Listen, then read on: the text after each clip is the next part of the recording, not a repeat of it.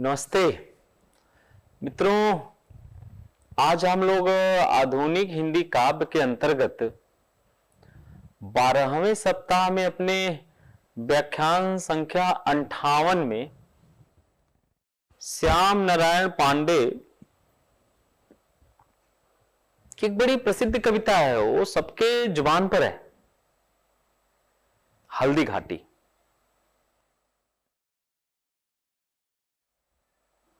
उस पर आपसे बातचीत करने जा रहा हूं। मित्रों, कुछ कविताएं आजीवन जेहन में जीवित रहती हैं।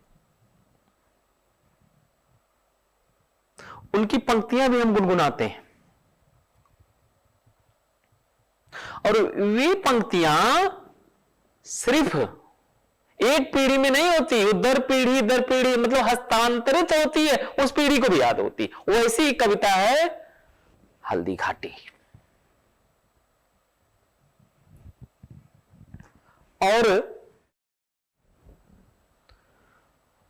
मित्रों, यह कविता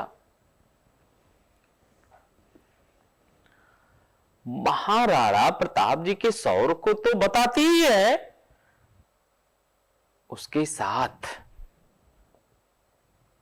इस कविता का जो भावबोध है कि पहले राष्ट्र है फिर अपना जीवन है, अपने लिए नहीं जीना, राष्ट्र के लिए जीना। और यह कविता के अगर एक साहित्यिक और गहन ऐतिहासिक विश्लेषण किया जाए तो हल्दी घाटी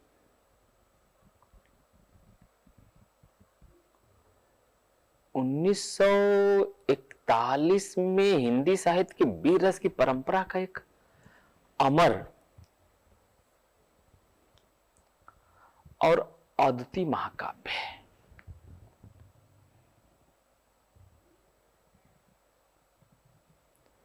यह कृति मेवाड़ के महाराणा प्रताप और मुगल सेना के बीच हुए हल्दी घाटी के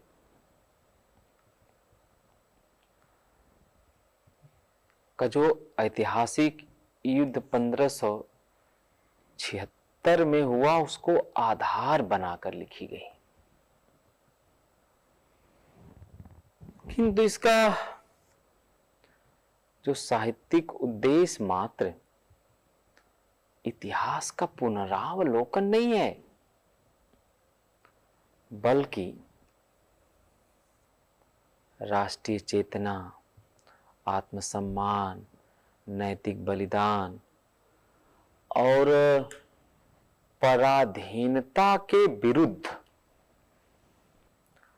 संघर्ष की भावना को दिखाता है या स्थापित करता है।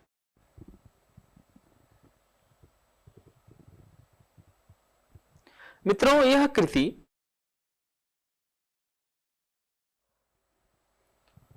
का अगर अध्ययन करें तो देखें कि यहां प्रबंध काव्य की जो एक आधुनिक परंपरा है, जो ओज गुण के सघन उत्कर्ष और ऐतिहासिक पात्रों के राष्ट्रीय प्रतीकीकरण की एक प्रक्रिया को समझने के लिए अनिवार्य है। श्याम नारायण पांडे जी ने इस कृति के माध्यम से यह सिद्ध किया है कि वीर रस का काव्य कैसे युग की मांग को पूरा कर सकता है।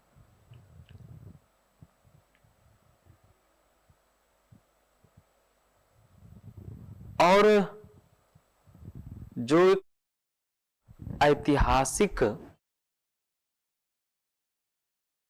पात्रों के साथ उनके संघर्ष,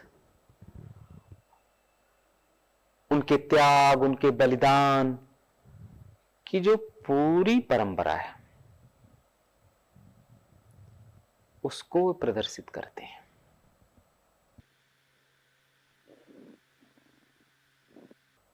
इस कारण से यह रचना का एक बहुउद्देशीय भाव हमारे सामने देखने को मिलता है। हल्दी घाटी का जो महाकाव्यात्मक स्वरूप, जहां सृजन की प्रेरणा और उसका एक उद्देश्य देखने को मिलता है, तो हम देखते हैं कि हल्दी घाटी का सृजन भारतीय स्वतंत्रता संग्राम के उस निर्णायक और उथल पुथल भरे दौर में हुआ, जब जनता में संघर्ष के प्रति उत्साह और ऐतिहासिक गौरव की भावना जगाना अत्यंत आवश्यक था। जनता में यह भाव जगाना कि हमारी एक जो ऐतिहासिक परंपरा रही वो कितनी समृद्ध रही है। कवि श्याम नारायण पांडे ने इस प्रबंध काव्य के माध्यम से निष्क्रियता, निराशा और भय के माहौल को दूर कर जनता में संघर्ष, त्याग, राष्ट्र प्रेम के प्रति उत्कट उत्साह भरने का बीड़ा उठाया और यह कृति वीर रस को समर्पित होने के कारण ओज गुण से परिपूर्ण है।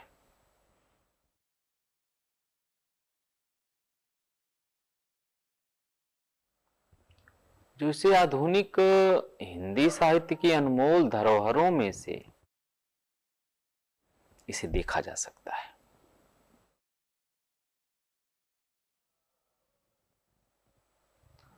महाकाव्य की जो संकल्पना, जो ऐतिहासिक आधार पांडे जी ने इस हल्दी घाटी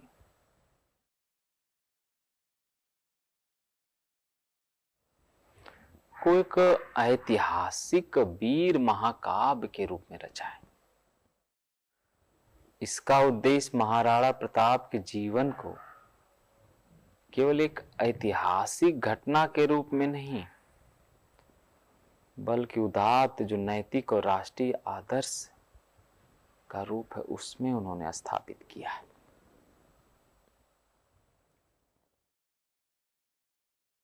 मतलब अगर इसके पूरे सृजन की परंपरा और उसके पीछे का जो उद्देश्य है कवि का, तो बहुत साफ है कि देश में निष्क्रियता, निराशा और भय के माहौल को दूर करना, संघर्ष, त्याग, राष्ट्रबोध की भावना जगाना, एक उदात्त जो नैतिक राष्ट्रीय आदर्श है उसको विकसित करना। एक कवि इन मूल्यों के साथ उपस्थित होता है और कैसे उन मूल्य बोध को उस समाज में भरे या जगाए, उसकी भी चिंता करते हैं। महाराणा प्रताप जी का जो संघर्ष है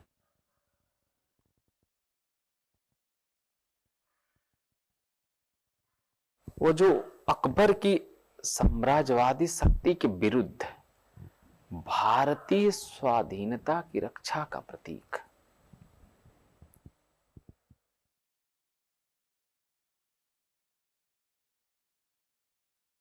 यह काव्य न केवल अतीत के गौरव गान को पुनर्जीवित करता है, बल्कि वर्तमान की पराधीनता को एक तीखी चुनौती भी देता है।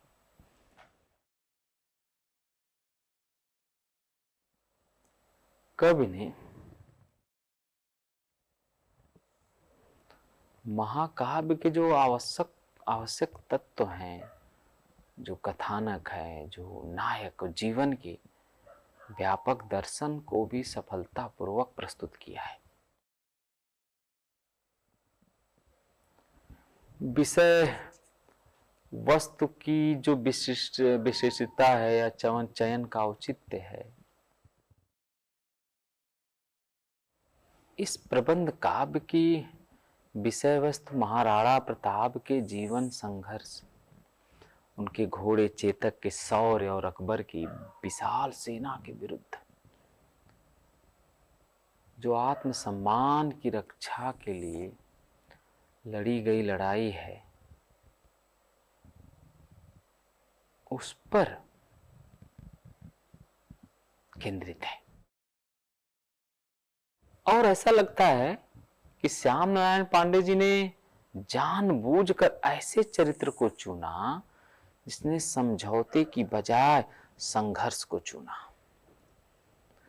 भले ही उसे भारी व्यक्तिगत हानि उठानी पड़ी। कवि ने युद्ध के दृश्यों, प्रकृति के रौद्र रूप और सैनिकों के अदम्य उत्साह का अत्यंत सजीव और विस्तारपूर्ण चित्रण भी किया। मित्रों, कई बार ऐसा होता है कि हम अपनी रचना में जब उतरते हैं तो ऐसे चरित्र का चयन करते हैं जो समाज को प्रभावित कर सके, वो आदर्श समाज का भी हो, राष्ट्र का भी हो। यही कार्य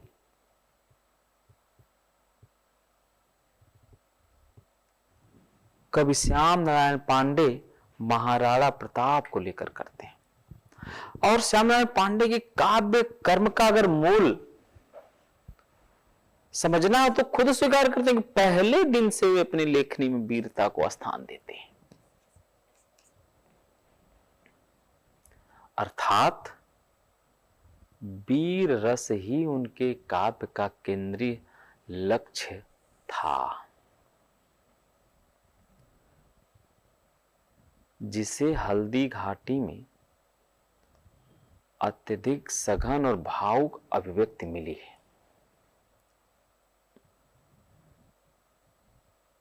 जो कथ्य विधान एवं ऐतिहासिक पात्रों का प्रतीकीकरण है, जो वीरत्व का दर्शन है, हल्दी घाटी का कथ्य युद्ध के विविध चरणों, सैनिकों के उत्साह, प्रकृति के रौद्र चित्रण, प्रताप की गहन मानसिक दृढ़ता पर भी केंद्रित है। कवि ने पात्रों को केवल ऐतिहासिक व्यक्ति नहीं बल्कि राष्ट्रीय आदर्शों और संघर्ष के दर्शन के प्रतीक रूप में भी प्रस्तुत किया है। अर्थात महाराणा प्रताप जो उनका आत्मसम्मान है, नैतिकता का बल है, जो उन्होंने स्वतंत्रता के लिए त्याग है, अर्थात महाराणा प्रताप इस महाकाव्य के केंद्रीय नायक हैं।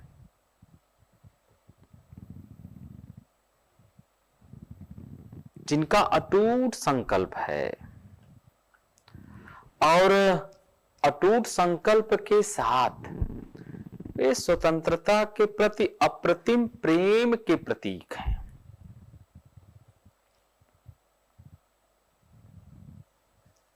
उनका संघर्ष केवल राज्य की सीमाओं के लिए, रक्षा के लिए नहीं है, बल्कि मेवाड़ की माटी भारतीय संस्कृति के गौरव और नैतिक मूल्यों की रक्षा के लिए है। कवि ने उनके संघर्ष को व्यक्तिगत महत्वाकांक्षा या अहंकार से ऊपर उठकर राष्ट्रीय कर्तव्य के रूप में चित्रित किया है, जिससे उनका चरित्र और भी उदात्त हो जाता है। जब वो कहते हैं, आओ देखें हल्दी घाटी के मैदान में आज भी गूंजता है चेतक का दहाड़। यह आवाहन प्रताप के सौर को वर्तमान की चेतना से जोड़ता है। उन्हें अतीत का जो मूक चरित्र न रहकर संघर्ष की अमर प्रेरणा बना देता है। मित्रों, मैंने कहा था आपसे कि राणा प्रताप के शौर्य के साथ चेतक की जो शौर्य गाथा है, उसका भी जब ये महिमा मंडन करते हैं तो उनकी पूरी एक परंपरा है कि कैसे घोड़े ने आजादी के लिए अपने मालिक के वफादार होने का एक साक्ष्य प्रस्तुत करता है। और यह साक्ष्य जो है वह चेतक गति, उसकी निष्ठा, अमानवीय शौर्य का उत्कर्ष, उसको भी प्रस्तुत करते हैं। जब चेतक का चित्र वे हल्दी घाटी की सर्वाधिक विशिष्ट और हृदय स्पर्शी विशेषता के रूप में हम देखते हैं, तो कवि ने चेतक को केवल घोड़ा नहीं बल्कि प्रताप के संकल्प की गति, निष्ठा का साकार रूप और एक अत्यंत वीर बुद्धिमान योद्धा के रूप में प्रस्तुत किया है।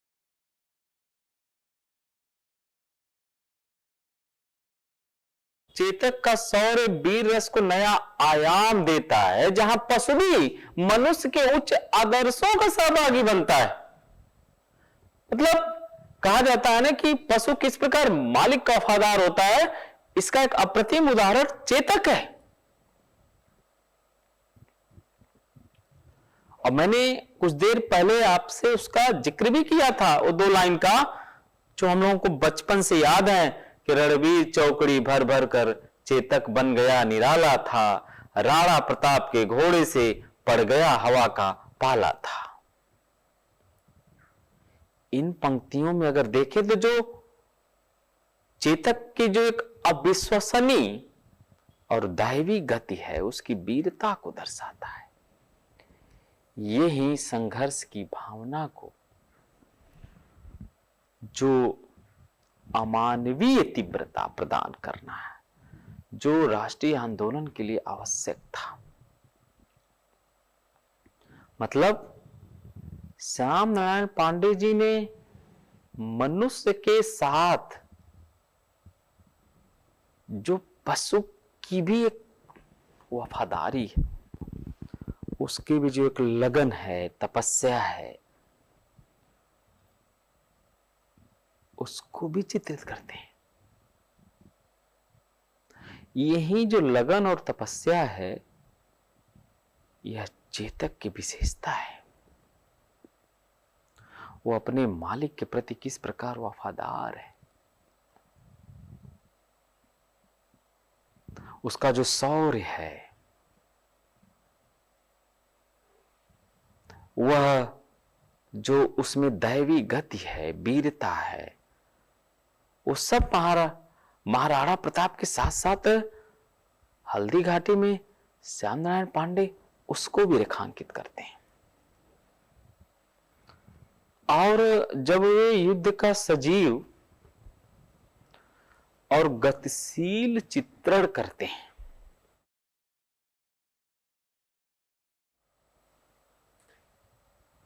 तो उसमें ऐसा लगता है कि जो रौद्र और भयानक रस का संगम वो हमारी आंखों के सामने चल रहा है।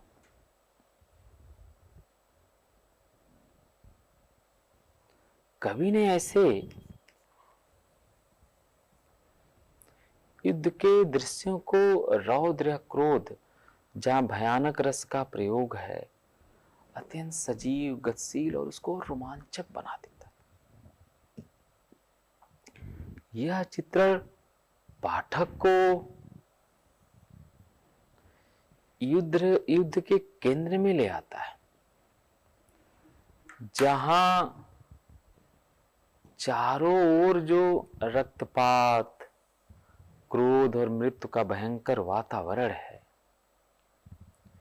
यह प्रस्तुति युद्ध की वास्तविक क्रूरता को दर्शाती है, जिससे बलिदान का मूल्य और बढ़ जाता है। जहां पर उन्होंने रक्त, खंजर और बिजली जैसे जो बिंब हैं, जो संघर्ष की भयंकर क्रूरता है, जो वीरों की क्रोध की ज्वालामुखी है, उसको भी व्यक्त करते हैं, जिससे पाठक का मन उत्साह और भय के सम्मिश्रण से भर जाता है। जो राष्ट्रीय चेतना एवं दार्शनिक आधार, जहां संघर्ष का नैतिक औचित्य देखने को मिलता है।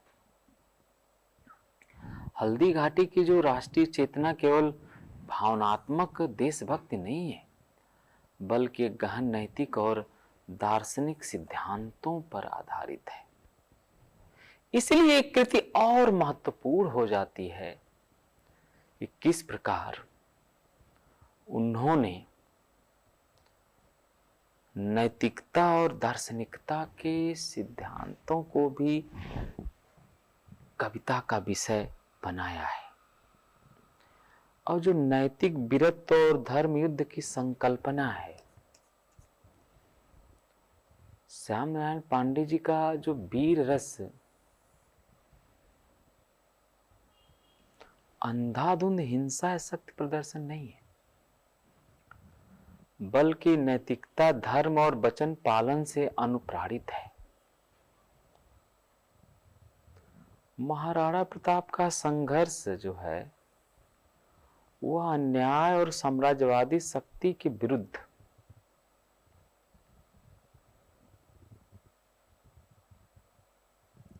धर्म, सत्य और आत्मगौरव की रक्षा के लिए लड़ा गया धर्म युद्ध था। यह संकल्पना महाभारत की धर्म युद्ध की विचारधारा को आधुनिक राष्ट्रीय संदर्भ में देता है, जहां संघर्ष का औचित्य नैतिकता में निहित होता है, और जो आत्मसम्मान और बलिदान का एक जो दार्शनिक मूल्य है। कविता का मुख्य दार्शनिक संदेश यह है कि आत्मसम्मान और राष्ट्र की स्वतंत्रता का मूल्य भौतिक सुख सुविधाओं और व्यक्तिगत जीवन से कहीं अधिक है।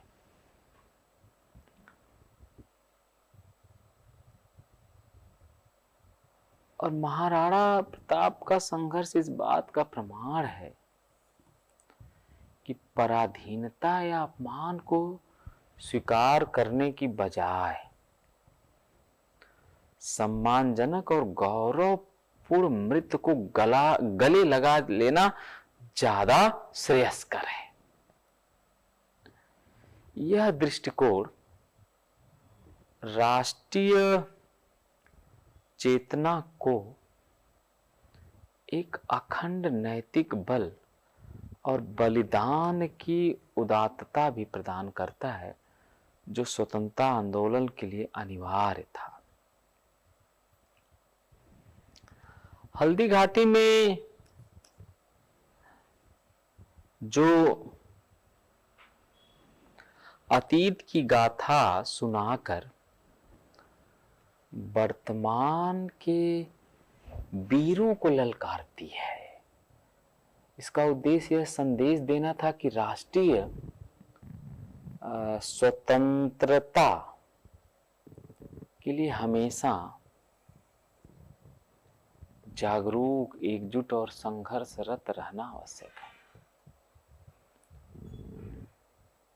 कवि का यह मंतव्य है कि यदि अतीत में एकता होती है तो पराजय नहीं होती। अतः भविष्य के लिए एकता और त्याग ही कुंजी।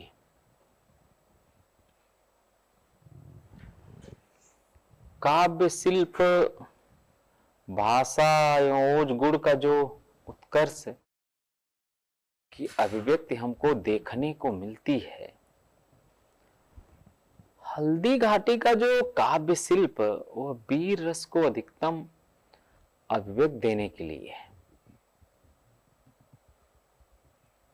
तकनीकी रूप से उत्कृष्ट और पूर्णतः अनुकूलित है। यह कृति शिल्प और भाव के अद्भुत समन्वय को भी प्रस्तुत करती है। अब अगर हम देखें कि किस प्रकार श्यामनारायण पांडे ने भाषा, जिसमें संस्कृत निष्ठ खड़ी बोली ओज गुण का जो सघन प्रयोग करते हैं, भाषा में जो गंभीरता, उदारता और ओज गुण का तीव्र संचार होता है, पात्रों के असाधारण जो व्यक्तित्व है उनको वे प्रस्तुत करते हैं। लोक भाषा का प्रयोग जहां कथन को सहजता प्रदान की जाती है, और जब वे कहते हैं हल्दी घाटी में कि उस अश्व की विकराल छटा थी महाकाल की ज्वाला सी, यहां वे शब्दों का जो प्रयोग करते हैं उससे भी एक भावों को तीव्रता मिलती है। उनके यहां जो छंद योजना, जो गति, ताल और नाद का उत्कृष्ट स्वरूप है, जहां उन्होंने लय, आघातपूर्ण और गतिशील जो युद्धों में जो नगाड़ों का प्रयोग, उसके नाद को उत्पन्न करना, यह वीर रस की उत्तेजना को और चरम पर पहुंचाती भी है और पाठकों, श्रोताओं को भी आनंदित करती है। और हल्दी घाटी में उन्होंने जो अलंकारों का प्रयोग किया, उपमा, उत्प्रेक्षा, रूपक, अतिशयोक्ति, जो दृश्य युद्धों को असामान्य रूप से महिमा मंडित करते थे, उसको ने अलंकारों के द्वारा उन्होंने और कलात्मक बनाया।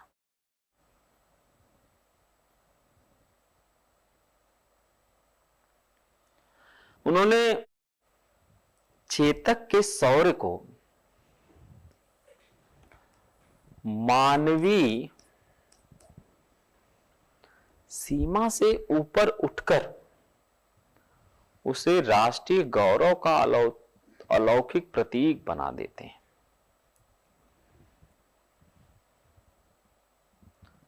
और ऐसा लगता है जो गतिशील बिंब हैं, उनके बिंब स्थिर नहीं है बल्कि संघर्षरत हैं, क्रियाशील हैं, ध्वन्यात्मक होते हैं। जब ये कहते हैं कि रणबीर चौकड़ी भर भर कर, तो यह बिंब हमारे आंखों के सामने ऐसा लगता है कि युद्ध के मैदान में दौड़ते हुए, चौकड़ी भरते हुए घोड़े का दृश्य उपस्थित होता है। घोड़ा कैसे हमारे सामने दौड़ रहा है, एक दृश्य बिंब प्रस्तुत कर देते हैं। मित्रों, अब तक के इस व्याख्यान के अंत में आपसे बातचीत किया जाए कि इस कविता को पढ़ते वक्त जो हल्दी घाटी की अमरता और उसकी जो प्रासंगिकता है, यह आज के संदर्भों में बहुत ही प्रभावशाली और प्रासंगिक कृति है। एक केवल एक ऐतिहासिक कविता मात्र नहीं है, बल्कि राष्ट्रीय आदर्शों, नैतिक मूल्यों का एक ओजस्वी और कालजयी उद्घोष है। मित्रों, अगर कुछ बिंदुओं पे बात करें अंत में निचोड़ रूप में, तो जो प्रबंध काव्य की एक आधुनिक प्रासंगिकता है उसको श्यामनारायण पांडे जी ने यहां सिद्ध किया है। किस प्रकार उन्होंने आधुनिक राष्ट्रीय विषयों को भव्यता और गहराई प्रदान की, उसको प्रासंगिक बनाया। वीर रस और शिल्प का समन्वय है, जहां वीर रस के सैद्धांतिक और व्यवहारिक अभिव्यक्ति का सर्वोत्तम उदाहरण, जहां भाव शिल्प एक दूसरे के पूरक हैं। एक नैतिक आदर्शवाद और राष्ट्रीय चेतना का जो स्वरूप हल्दी घाटी हमको सिखाती है कि शारीरिक बल से अधिक हमें नैतिक दृढ़ता, आत्मसम्मान और एकता, जो किसी भी राष्ट्र के लिए संघर्ष के लिए आधारभूत स्तंभ है, उस पर भी वे इस कविता में अपने भावों को केंद्रित करते हैं। मित्रों, हम लोगों ने आज श्यामनारायण पांडे की इस हल्दी घाटी रचना को पढ़ा, समझा और उसकी आज के समय में प्रासंगिकता क्या है, उसका मूल्यांकन कैसे हो, उस पर भी विचार किया। मैं समझता हूँ यह व्याख्यान आप लोगों के लिए हल्दी घाटी को समझने के लिए, श्यामनारायण पांडे को जानने के लिए, उस समय यह रचना क्यों लिखी गई, महाराणा प्रताप को केंद्र में बनाकर, महाराणा प्रताप की वीरता, चेतक का शौर्य के बारे में जो बातचीत हुई, यह आपके ज्ञान में श्री वृद्धि करेगा। ऐसे और आशा उम्मीद के साथ आप सबको धन्यवाद और नमस्ते।